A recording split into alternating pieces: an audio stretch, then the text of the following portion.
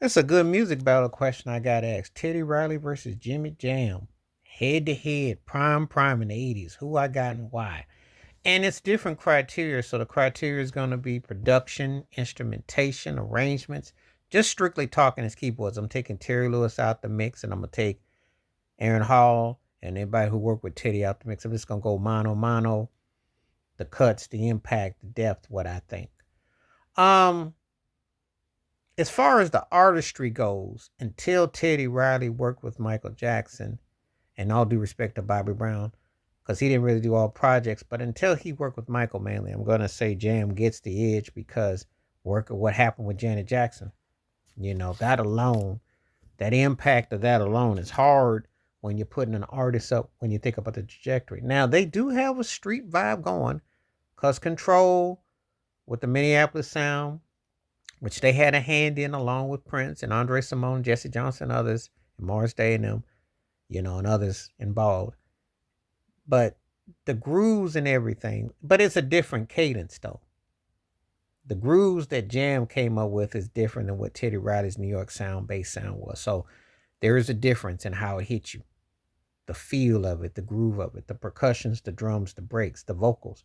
Um, Jam and Lewis hit you with a different cadence. They both were heavy relying on sampling and taking riffs and grooves here and there and friendly rethreads and how they used it. But the thing is that Jimmy Jam working with an Alexander O'Neal or Sherelle vocally in a SOS band, the way they were able to groove early on is so different than what Teddy did. Teddy working with Keith Sweat and Bobby Brown, who long stay artists, very impactful of R&B music, etc., but not exactly what I consider heavyweights that you could really see and having an argument with as far as that goes. So that's what Jam gets a big punch line for. Now, when we get to female vocalists, and of course I just did that, I like the stuff that Teddy had with Carrie Lucas doing those hooks, especially working with Heavy D and the boys when they did more R&B based stuff.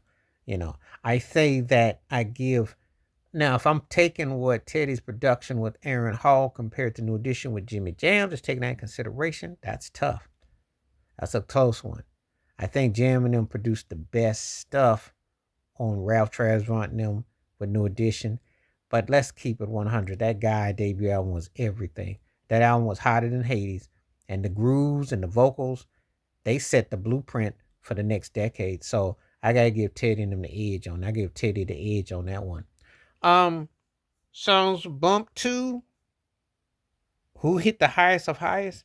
I think Jam had the better overall catalog, but I think Teddy's grooves were hard to beat, you know.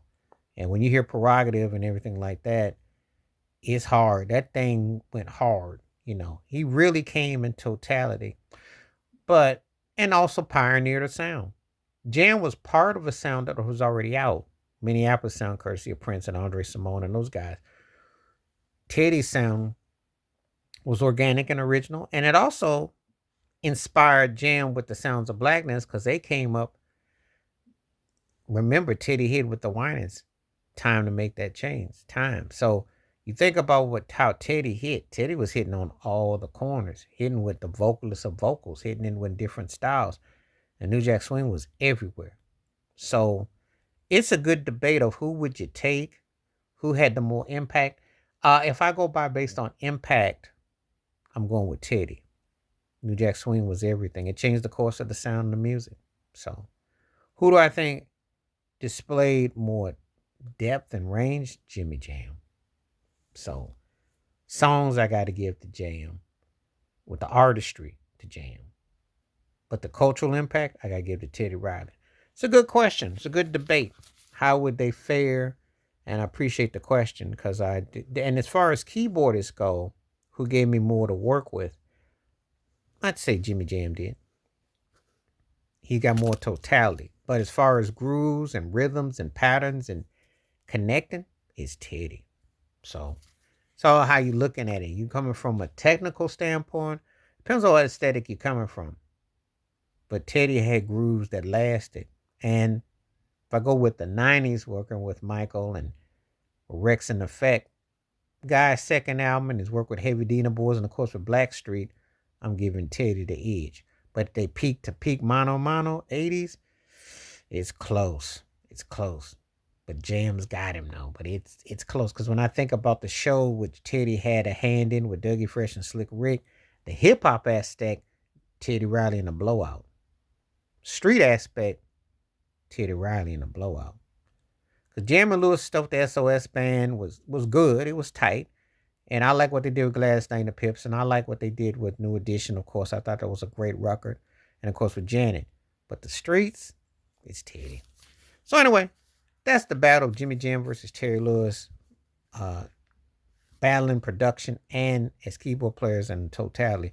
Let me know what you think below in the comments. Please like, subscribe, welcome thoughts, comments, and I do respond. Thank you. Wash your hands. Keep your mind clear. Watch out for another. Share it if you like and hit that membership because when you do requests like this come true, stay safe, stay blessed, stay woke, stay free. I'm at peace.